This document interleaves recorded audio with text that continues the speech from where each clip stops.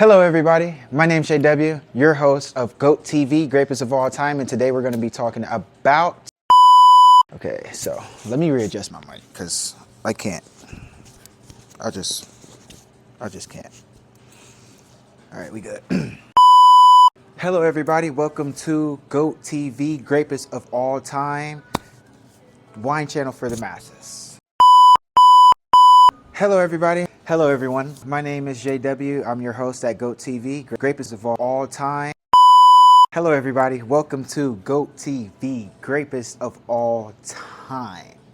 Today, we are working with Beaujolais from the Burgundy region in France. Highly sought after wines from Burgundy Pinot Noir to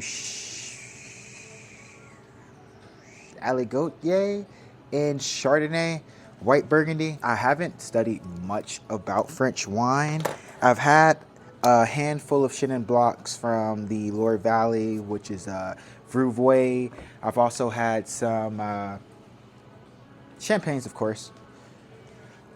I like a little crisp butter croissant soda wine. Like a Saturday morning at the coffee shop and mixed with a Saturday night at the club. And that was too. Okay. All right, too much. Anyway, yeah. I've tried champagnes from France. I've also had some red Burgundy. I actually took my girlfriend out to this restaurant. Really nice restaurant in Atlanta, super vibey. It's on the water, Chattahoochee River. And we tried some white Burgundy, some red Burgundy. The Chardonnay was pretty good. French oak, so it was lightly vanilla, lightly butter. Think of lightly buttered popcorn, honestly. I got it with my salmon, which had like a beet mashed potatoes. I actually got a picture of it. I'm gonna put it in here somewhere.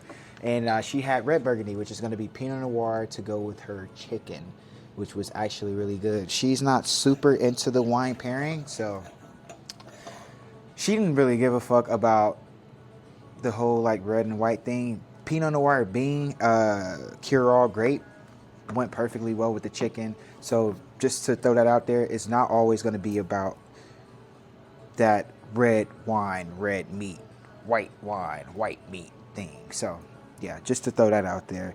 Definitely try new shit, y'all. There's a lot of people who tell me this goes with this and this is the way it's supposed to be. But honestly, you pay for the shit. You do whatever the hell it is that you want to do with it.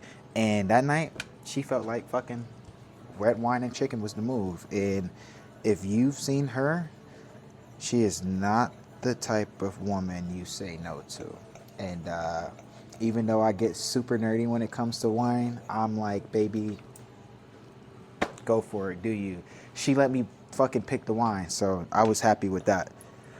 I'm like, let us get the Burgundy. Both colors, please. I said Burgundy in the way there was like Burgundy, and I'm like, they say Burgundy in France, but she doesn't know that. Thing about wine and me studying this shit, I'm naturally overly competitive. I am. Okay, I can't help it. I'm just like that. So when I start to learn something new, study something, I be a little pretentious. I kind of like it when my lady get a little on me, even when she don't know what she talking about. But don't tell her that. Anyways, yes. So we're there. I'm like, can I get the Burgundy? She's like, the Burgundy? I'm like, yeah, whatever.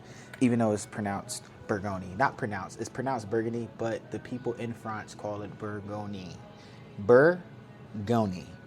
And yeah, we actually had a really nice time. But yeah, back to this bottle here. It is the Charobes 2020 vintage from the Charoblis appellation in France, south of Mâconnais.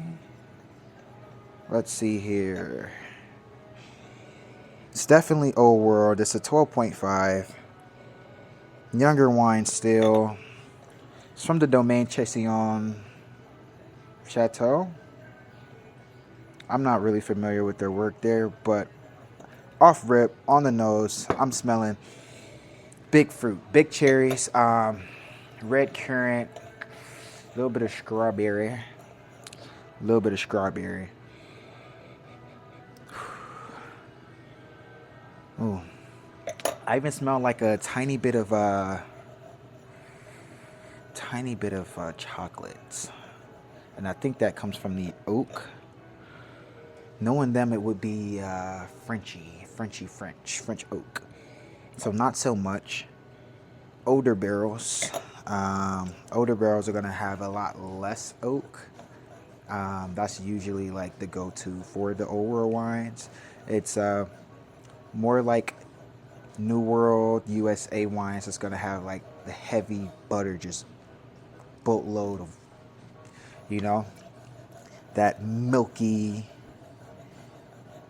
buttery, creamy wine.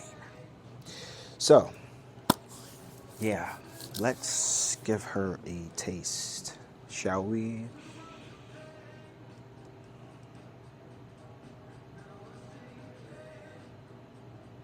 I just noticed burgundy glasses aren't really built to check the hue.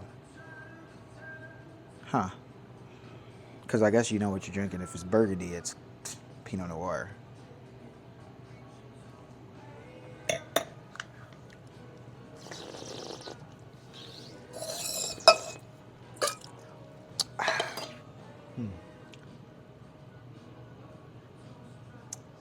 This Beaujolais tastes like...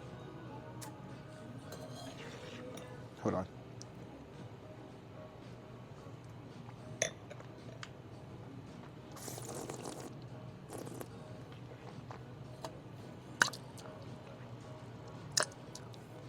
Dirt plus glass equals Beaujolais. No, joking. Please do not. Listen to me.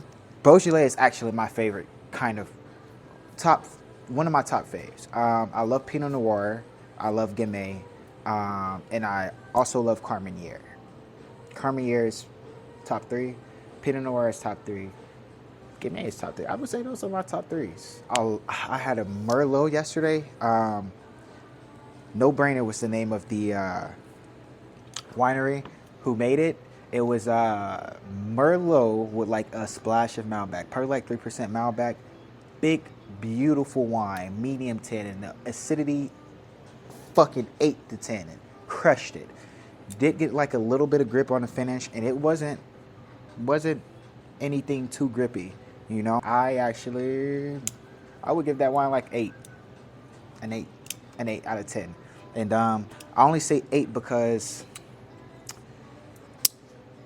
I would say 8 because maybe because of what I was having with it. This is what I think about this wine. Ooh, you like that? Pour. That's the bartender in me. He's not going anywhere. But that's what I think about that shit. Pump your wines, y'all. Please, pump your wines. Pump them, date them. 3 days out. Think of 3 strikes, you're out. 3 days and you're out. Please do not keep your wines any time past that.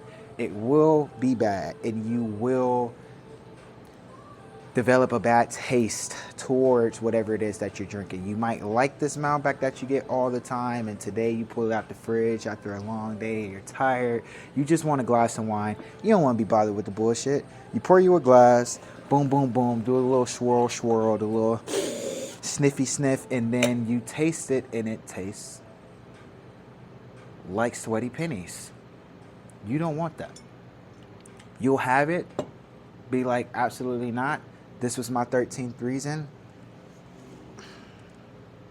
You know? You don't want to do that. You got kids, bro. They're watching that.